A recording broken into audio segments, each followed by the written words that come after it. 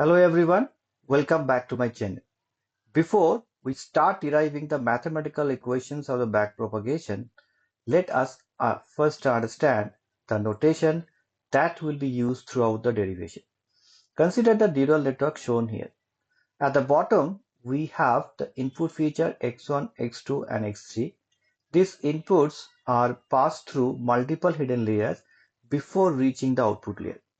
During the forward propagation, information flows upward from the input layer to the output layer as shown by the upward arrow. After computing prediction and the corresponding error, the backward propagation process begins, where the error flows from the output layer back towards the input layer, as shown by the downward arrow. Now let us understand the symbols. The notation AI represents pre-activation value of the ith layer. This is the weighted sum of the input plus the bias before applying any activation function. After applying the activation function, we obtain HI, which is called the post-activation value or the output of that neuron.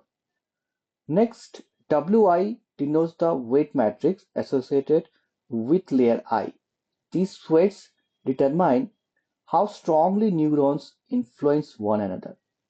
Similarly, Bi represents the bias vector of the layer I, which helps shift the activation function and increases the flexibility of the model.